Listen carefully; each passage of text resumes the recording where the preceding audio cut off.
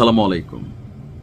আমি মনে করি ব্রাউনবাড়িয়ার যারা বিএনপি নেতৃবৃন্দ আছেন, আপনাদের দায়িত্ব ব্যারিস্টার রুমিনের নিরাপত্তা, তার নির্বাচনী কার্যক্রম যেন তিনি নির্বিঘ্নে করতে পারেন সেটার নিশ্চয়তা তৈরি করা। গতকালকে ওনার সাথে যেটা ঘটছে এটা কোনোভাবেই কিন্তু কাম্য না।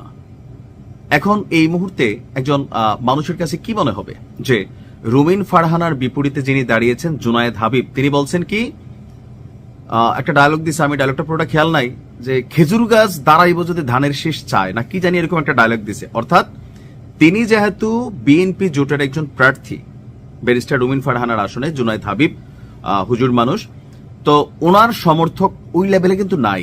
বাট তার একটা দল আছে, হয়তো জনপ্রিয়, পাশ করতে পারেন, বিএনপি তাদের জোটের কারণে স্যাক্রিফাইস করা লাগছে, তাই না? তো সেই আসনে যারা বিএনপির নেতাকর্মী আছেন, অনেকে বাধ্য হইয়া দলীয় সিদ্ধান্তের কারণে ওনার সাথে কাজ করতে হচ্ছে, আবার অনেকে অতি উৎসাহী আছেন। তো এখানে কার এমন সাহস হয়ে গেল, কোন মাইকালাল বা হুজুরের অনুসারীকে এরকম যে ব্যারিস্টার রুমিন ফারহানার নির্বাচনী কাণ্ডে গিয়ে এই ধরনের ঘটনা ঘটাইছে? কি ঘটাইছে আসুন দেখি। ব্রাহ্মণবাড়িয়ার 2 আসনে আপনারা জানেন যে স্বতন্ত্র প্রার্থী হিসাবে নির্বাচন করছেন ব্যারিস্টার রুমিন ফারহানা।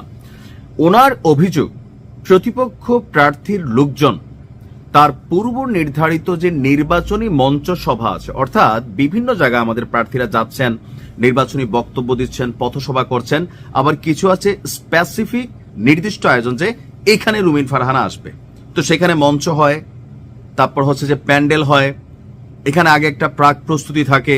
তো ওইরকম একটা প্রোগ্রামে যখন কেউ টাচ করে, বুঝতে হবে যে পিছনে কে, আসলে পিছনে কে, মানে আমাদের জুনায়েদ হাবিব হুজুর নাকি আসলে স্থানীয় কোনো নেতাকর্মীরা, আসলে কারা?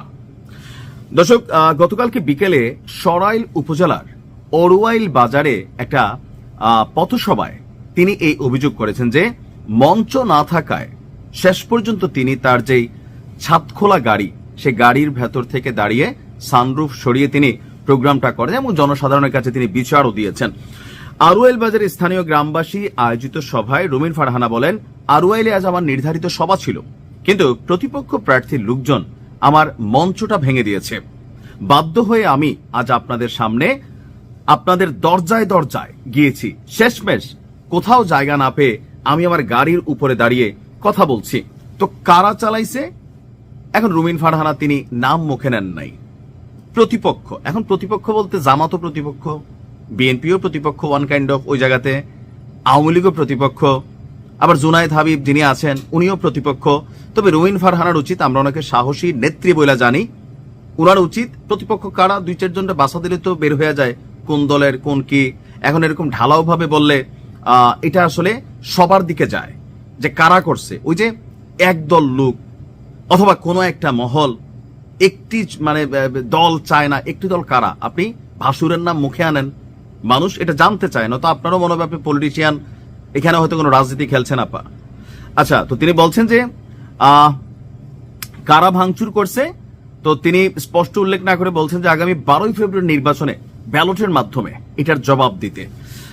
ওনার বক্তব্য হচ্ছে যে, বক্তব্যে রুমিন ফারহানা আরুয়াইল চিত্রা নদীর উপর সেতু এবং রাস্তা নির্মাণের প্রতিশ্রুতি দিচ্ছেন। আচ্ছা, যাই হোক, তিনি এখানে বিভিন্ন আশ্বাস দিচ্ছেন, মানে মোট কথা যেটা হচ্ছে জনগণকে পাশ করলে এটা করে দিবেন, সেটা করে দিবেন, অথবা তিনি যখন আগে এমপি ছিলেন যে কাজগুলো মানে অসম্পূর্ণ ছিল সেগুলো করে দিবেন। তবে আমি আমার নিউজের ফোকাসে যেটা রাখতে চাচ্ছি যে যারা স্বতন্ত্র প্রার্থী, বিশেষ করে যারা বিএনপি থেকে বিদ্রোহী প্রার্থী হিসেবেই স্বতন্ত্র প্রার্থীদেরকে ধরা হচ্ছে, তাদের উপর কোনো জুলুম, অত্যাচার, ভাঙচুর এগুলা আপনাদের ভোট কমাবে।